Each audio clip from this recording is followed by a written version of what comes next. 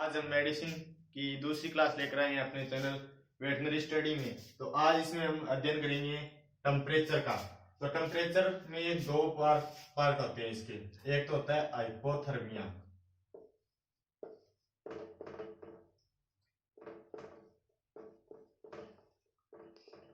एक होता है हाइपरथर्मिया।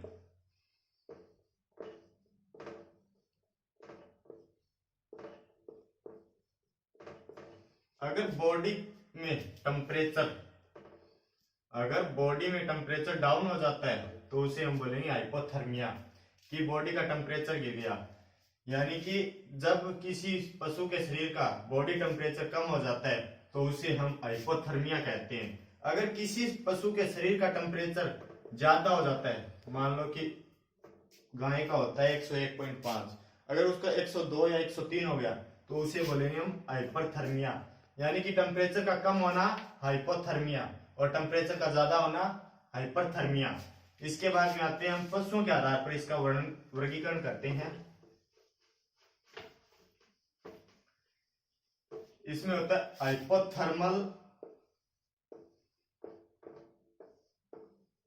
हाइपोथर्मल एनिमल्स और एक होता है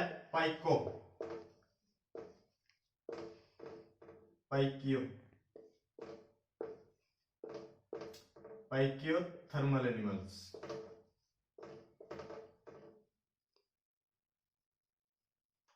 ठीक है, तो इसमें क्या होता है, वे पशु जो अपने शरीर का तापमान बाह्य वातावरण के अनुसार नियंत्रित रख सकते हैं उन्हें बोलेंगे हम हाइपोथर्मल। ठीक है, और वे पशु जो अपने शरीर का टेम्परेचर बाह्य वातावरण के अनुसार नियंत्रित नहीं रख सकते हैं उन्हें हम बोलेंगे पाइकियोथर्मल एनिमल्स। इसमें पक्षी और स्तनधारी आते हैं। और हाइपोथर्मिया के उदाहरण है पक्षी और स्तनधारी।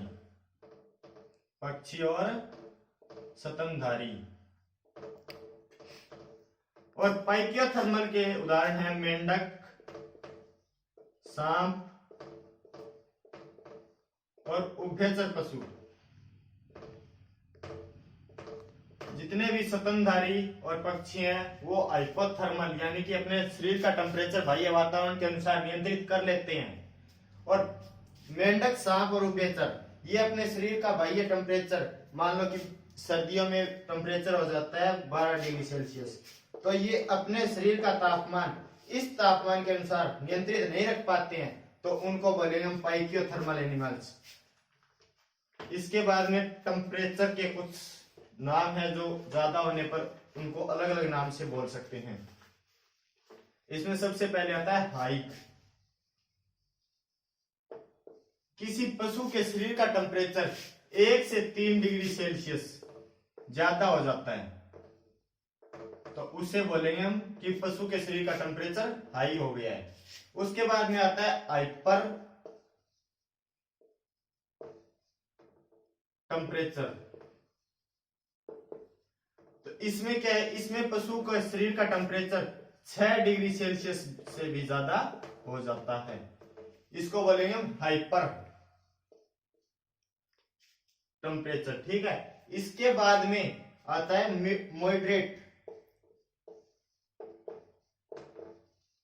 मॉडरेट। इसमें पशु के शरीर का टेम्परेचर 3 डिग्री फ़ारेनहाइट से ज्यादा हो जाता है। उसके बाद में आता है मिल्ड। इसमें पशु के शरीर का टेम्परेचर 1 से 2 डिग्री फ़ारेनहाइट ऊपर होता है। यानी कि पशु के शरीर का टेम्परेचर 1 से 2 डिग्री फ़ारेनहाइट ज्यादा हो जाता है। सॉरी, इसमें हाइपर पायरोक्सिया, इसमें हाइपर पायरोक्सिया होगा 6 डिग्री फ़ारेनहाइट से ज्यादा। इसके बाद में हम पढ़ेंगे टेम्परेचर को प्रभावित करने वाले कारक।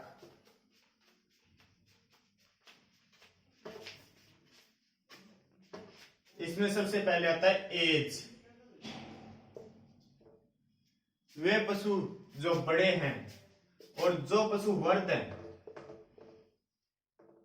और जो पशु स्मॉल हैं यानी कि छोटे, तो छोटे पशुओं से बड़े पशुओं का टेम्परेचर ज्यादा होगा,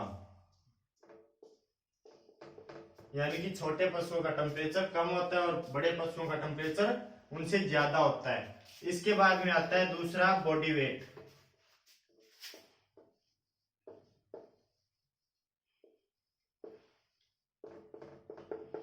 तो जिस पशु का बॉडी वेट ज्यादा होगा उस पशु के शरीर का टेम्परेचर भी ज्यादा होगा। अगर किसी का बॉडी वेट कम है तो उसका टेम्परेचर भी कम होगा। इसके बाद में आता है सेक्स, लिंग। नर पशु की अपेक्षा मादा पशु का टेम्परेचर अधिक होता है, नर का कम होता है। इसके बाद में आता है मध्य चक्कर में, ऑयस्टर साइकिल। मध्य चक्कर में मादा पशु का टेम्परेचर उतरता चढ़ता रहता है। मादा का टेम्परेचर कभी कम तो कभी ज्यादा होता है मध्य चक्कर में। इसके बाद में आता है एनवायरमेंट, वातावरण। गर्मियों में पशुओं का शरीर का तापमान ज्यादा हो जाता है और सर्दियों में कम हो जाता है, यानी कि गर्मियों में टेम्परेचर ज्यादा मिलेगा और सर्दियों में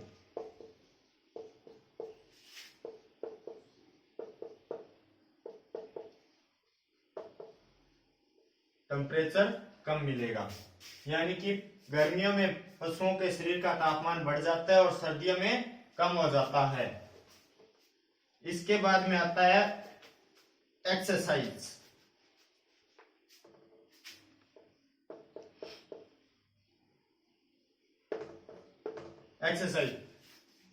अगर कोई पशु मान लो कि कई टाइम से दौड़ रहा है, कुछ समय हो गया उसको दौड़ते हुए, तो उसके शरीर का तापमान बढ़ जाएगा।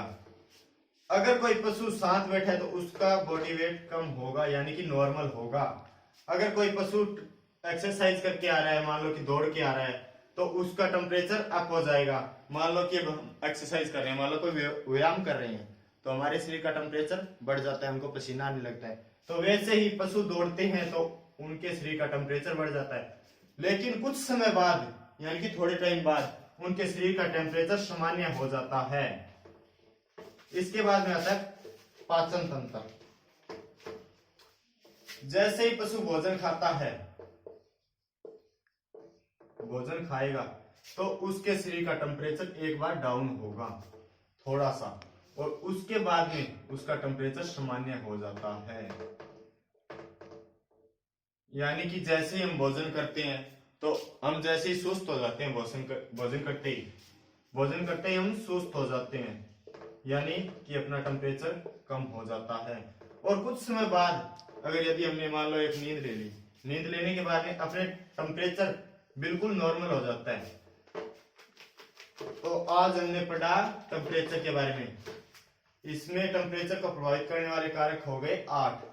ठीक है, age, sex, body weight, environment, exercise, sex, और उसके बाद में आता है अपना